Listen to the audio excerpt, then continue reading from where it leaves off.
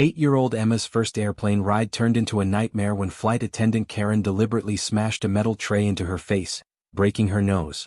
Karen didn't know Emma's father was Captain Mike Johnson, a pilot who would move heaven and earth to get justice for his bleeding daughter. Before watching full story, comment below from where you watching. Also like and subscribe for more stories. Emma clutched her small backpack tightly as she walked through the airport with her mother, Sarah. At just 8 years old, this was her first time on an airplane. Her eyes sparkled with excitement as she watched the planes through the big windows. "Mommy, which one is ours?" Emma asked, pressing her face against the glass. Sarah smiled and pointed to a large white plane. "That one, sweetheart. We're going to see Grandma in New York, remember?" Emma had been counting down the days for weeks. Her grandmother had promised to take her to Central Park and the toy store she had seen in movies. Sarah had saved for months to afford this trip. As a single mother working 2 jobs, every penny counted. "Will Daddy come visit us there?" Emma asked innocently. Sarah's smile faded slightly. She knelt down to Emma's level. "Daddy is working very hard right now, baby. He's flying planes to keep people safe." Emma nodded seriously. She was proud of her father, Captain Mike Johnson, even though she rarely saw him. He was always traveling, always working, always somewhere in the sky. Flight 447 was packed with families, business travelers, and tourists. Sarah and Emma found their seats in row 15. Emma bounced excitedly in her seat, watching other passengers board. "Look, Mommy. That lady has a uniform like Daddy's friends." Emma pointed to a flight attendant walking down the aisle. The woman Emma was pointing at was Karen Miller, a 15-year veteran flight attendant. But today Karen was having the worst day of her career. Her boyfriend had left her that morning, she had gotten a parking ticket, and her supervisor had written her up for being late. Her patience was already thin when she started her shift. Karen's blonde hair was pulled back in a tight bun, and her makeup couldn't hide the stress lines around her eyes. She had been working for Skyline Airlines for years, but recently her attitude toward passengers had become cold and dismissive. "Excuse me," Sarah said politely as Karen passed by. "Could you help us with the overhead compartment? It's a bit high for me." Karen barely looked at them. "Figure it out yourself." "I'm busy," she snapped, continuing down the aisle. Emma looked confused. Why was she mean, Mommy? Sarah hugged her daughter. "Sometimes adults have bad days, sweetheart. It doesn't mean you did anything wrong." As the plane took off, Emma's excitement reached new heights. She pressed her face to the window, watching the ground get smaller and smaller. "We're flying like Daddy," she exclaimed. "Maybe we'll see him up here." Sarah laughed softly. "The sky is very big, Emma. But maybe he's thinking about us right now." What Sarah didn't know was that Captain Mike Johnson was indeed thinking about them. He was piloting Flight 892 from Los Angeles to Chicago, and he always thought about his family when he flew. He carried a photo of Emma in his uniform pocket, right over his heart. Mike had been working extra shifts to save money for Emma's birthday next month. He wanted to buy her the bicycle she had been asking for. He also hoped to take some time off to spend with his daughter. He missed her first steps, her first words, and too many bedtime stories. The guilt ate at him every day. About 2 hours into the flight, the plane hit some turbulence. Emma grabbed her mother's hand, a little scared by the shaking. "It's okay, baby. It's just like a bumpy road," Sarah reassured her. The meal service began and passengers were served their lunch. Emma was fascinated by the small tray with its compartments. She carefully examined each item, asking her mother about everything. "Can I have the cookies, Mommy?" Emma asked, pointing to the small packet. "After you eat your sandwich, sweetheart," Sarah replied. Emma ate slowly, saving the cookies for last. She was in the middle of opening the packet when she accidentally dropped her small toy airplane. It rolled under the seat in front of her. "Oh no, my plane," Emma cried. It was a gift from her father, a small replica of the type of plane he flew. Sarah looked around. "I'll get it, honey. Just wait a moment."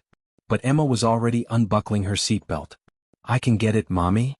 She knelt down and crawled partially under the seat, reaching for her precious toy. At that exact moment, Karen was walking down the aisle, carrying a tray of drinks for the passengers in the back. She was tired, irritated, and her anger was building with each step. Her mind was on her personal problems, and she was looking for someone to take out her frustration on. She had been texting with her ex-boyfriend, and his latest message had pushed her over the edge. She was furious and wanted to hurt someone the way she had been hurt. As she approached row 15, she saw Emma on the floor trying to retrieve her toy airplane. Instead of warning the child or helping her, Karen felt a surge of anger. She had heard Emma talking about her pilot father earlier, and it reminded her of her own failed relationship. Spoiled little brat, Karen muttered under her breath, seeing an opportunity to release her anger. A passenger noticed the danger. "Watch out," they called, but Karen ignored the warning.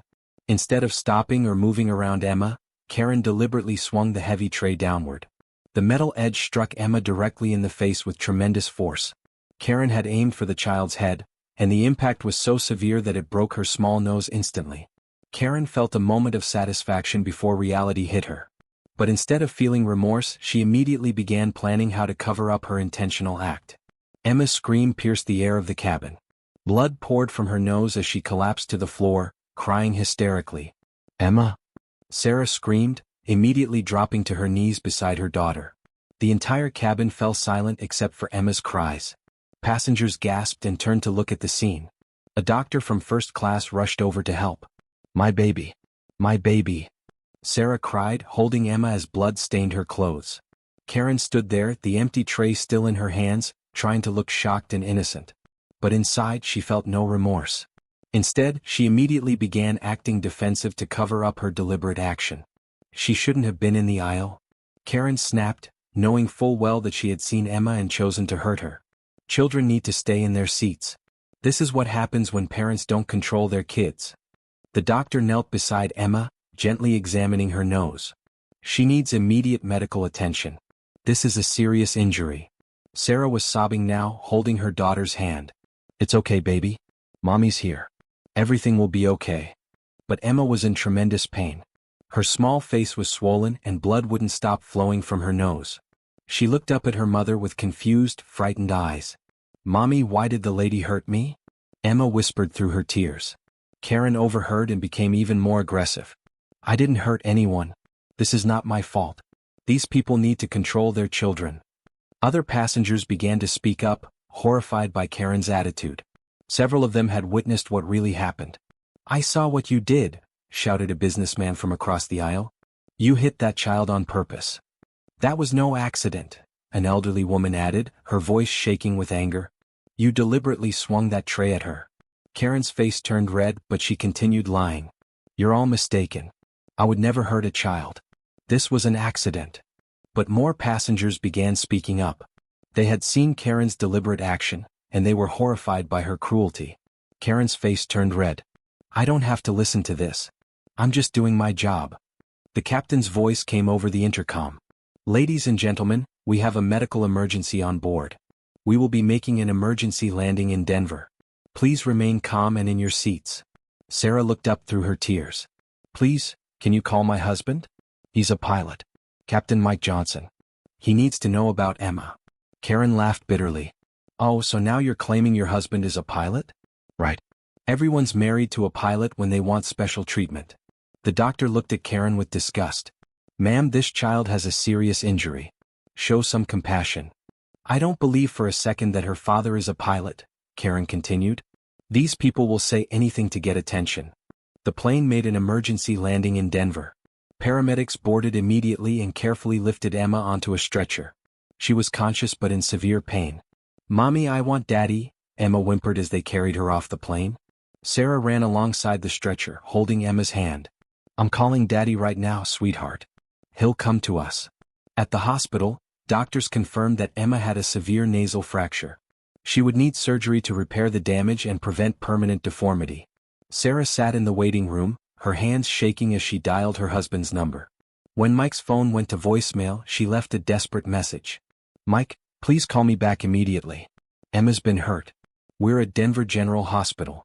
Please, I need you." Captain Mike Johnson was in the middle of his pre-flight check when he received Sarah's message.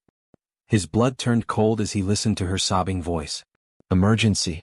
I need to speak to Captain Johnson immediately," he told his co-pilot. Within minutes, Mike was on the phone with Sarah, his heart breaking as she explained what had happened. "I'm coming right now," he said, his voice shaking. "I'm getting on the next flight to Denver. Kiss Emma for me and tell her Daddy loves her." Mike had never felt so helpless in his life. He was a pilot, trained to handle emergencies, but he couldn't fly fast enough to reach his injured daughter. He called his supervisor and explained the situation. Within an hour, he was on a flight to Denver, still wearing his captain's uniform. When Mike burst through the hospital doors, he was still in his pilot's uniform. Sarah ran into his arms, both of them crying. "Where is she? How is she?" Mike asked, his voice breaking. "She's in surgery," Sarah sobbed. "Mike, her face, it was so much blood. She kept asking for you." Mike held his wife tightly. "I'm here now. I'm here." Hours later, the surgeon came out to speak with them. Emma's surgery had been successful, but she would need several more procedures. The injury was severe and there might be some permanent scarring. "She's awake and asking for her parents," the doctor said with a gentle smile. When Mike and Sarah entered Emma's room, their hearts broke. Their little girl's face was swollen and bandaged, but she was alive. "Daddy?" Emma tried to smile despite the pain. "You came." Mike knelt beside her bed, tears streaming down his face. "Of course I came, Princess. Daddy will always come when you need me." While Emma recovered, Mike launched his own investigation into what had happened on the flight. He used his connections in the airline industry to get the full story. He obtained the flight manifest, spoke to passengers who witnessed the incident, and even got access to the cabin surveillance footage. What he discovered made his blood run cold. The footage clearly showed Karen looking directly at Emma on the floor, then deliberately swinging the tray downward to strike her. It was unmistakably intentional. The video also captured Karen's cruel comments about not believing Emma's father was a pilot. Mike also discovered that multiple passengers had given statements confirming that Karen had intentionally hurt Emma. They had all seen her deliberate action and were willing to testify in court.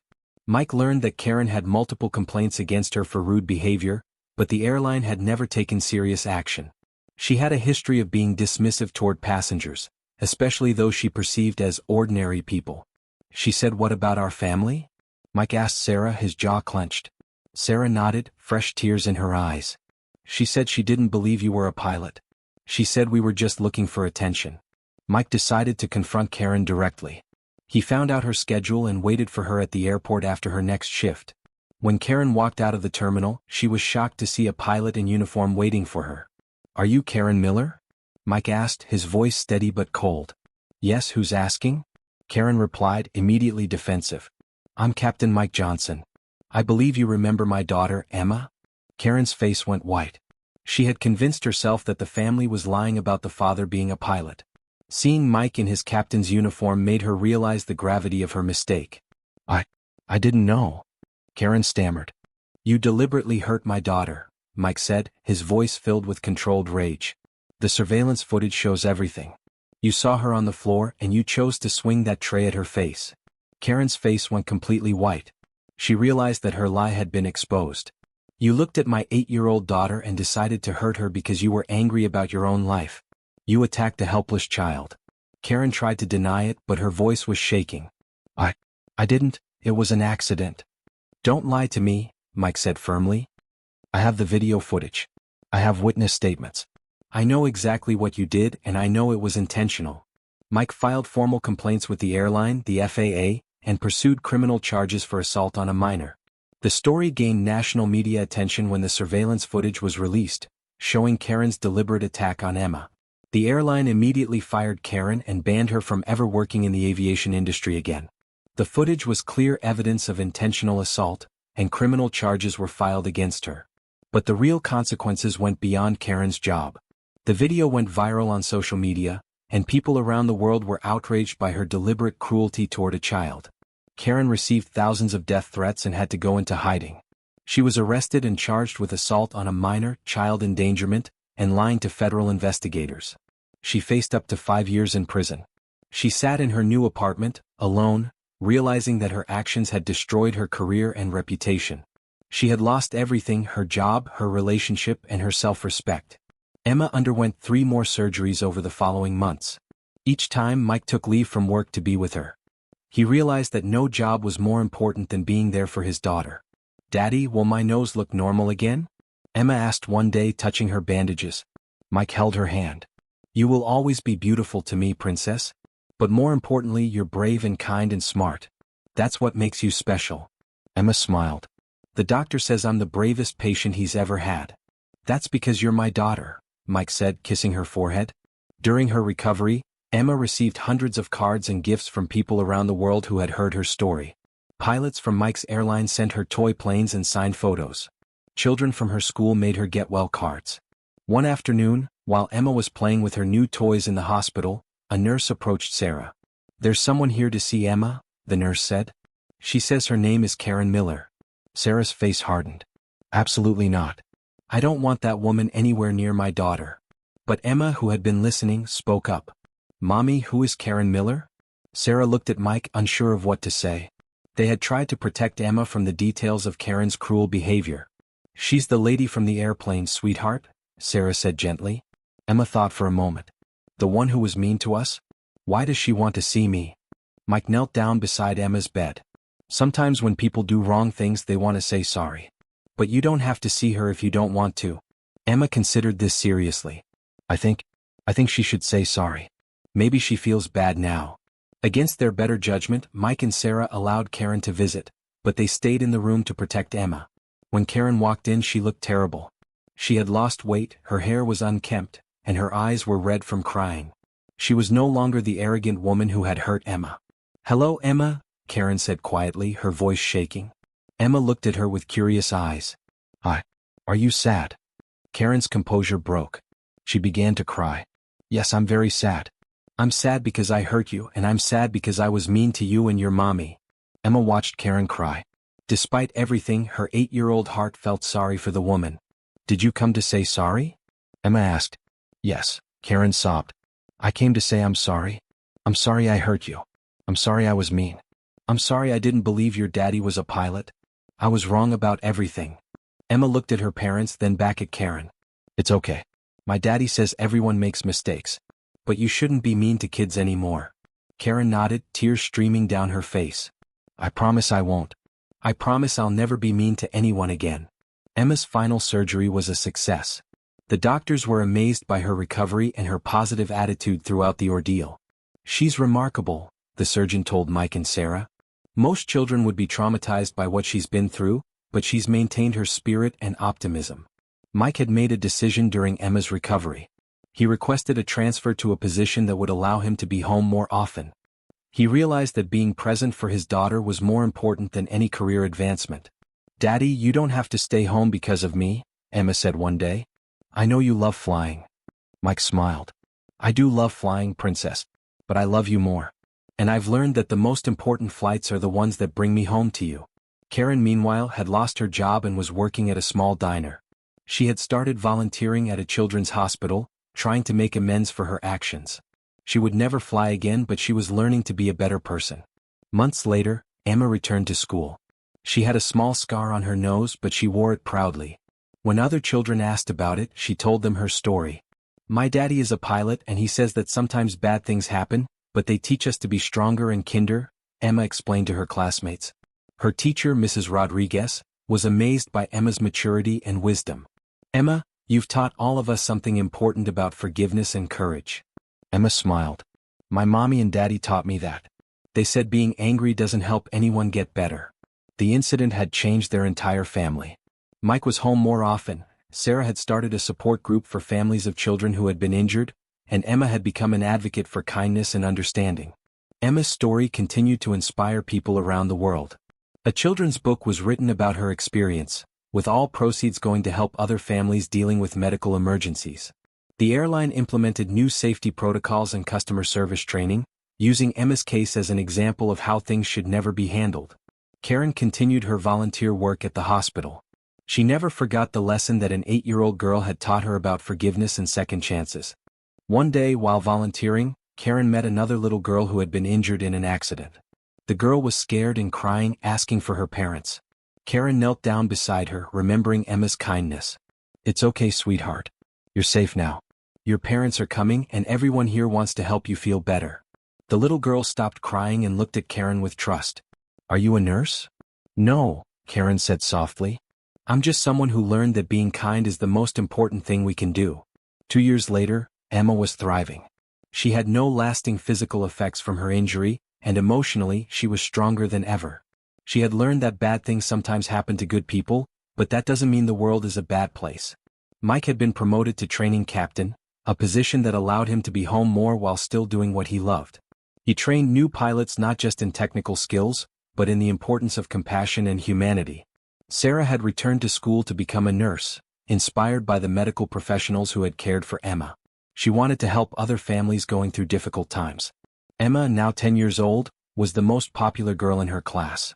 She was known for her kindness, her courage, and her ability to make everyone feel included. "Mommy," Emma said one evening as they sat together, "I'm glad that mean lady hurt me." Sarah was shocked. "Emma, why would you say that?" "Because if she hadn't hurt me, Daddy wouldn't be home so much. And I wouldn't have learned that being kind is more important than being angry. And maybe that lady wouldn't have learned to be nice to kids." Sarah hugged her daughter, amazed by her wisdom. "You're right, sweetheart. Something beautiful came from something terrible." 3 years after the incident, the Johnson family took another flight. This time, they were traveling to Hawaii for a family vacation, something they never could have afforded before Mike's promotion. As they boarded the plane, Emma recognized one of the flight attendants from news reports. It was someone who had heard her story and had become an advocate for better treatment of passengers. "Are you Emma Johnson?" the flight attendant asked with a warm smile. "Yes," Emma replied, no longer shy about her story. "I just want you to know that you've made flying safer and kinder for everyone. Thank you for teaching us all how to be better." Emma smiled. "Thank you for taking care of people on airplanes. That's a very important job." As the plane took off, Emma looked out the window at the clouds below. She thought about her journey, not just this flight, but the journey that had started with pain and fear and had led to love, forgiveness, and understanding. "Daddy," she said, "I want to be a pilot like you when I grow up." Mike smiled. "You can be anything you want, princess. But remember, being a pilot isn't just about flying planes. It's about taking care of people and getting them safely to the people they love." Emma nodded seriously. "I know. And I'll never be mean to anyone even if I'm having a bad day." "That's my girl," Mike said, holding her hand as they flew toward their new adventure. The plane soared through the sky, carrying not just passengers, but a family who had learned that love, forgiveness, and kindness could overcome even the darkest moments. Emma's story would continue to inspire others for years to come, proving that sometimes the smallest people can teach the biggest lessons. And somewhere below, in a small diner in Denver, Karen Miller was serving coffee to customers with a smile, remembering every day the lesson an 8-year-old girl had taught her about the power of forgiveness and the importance of being kind. The sky was no longer the limit for Emma Johnson. It was just the beginning.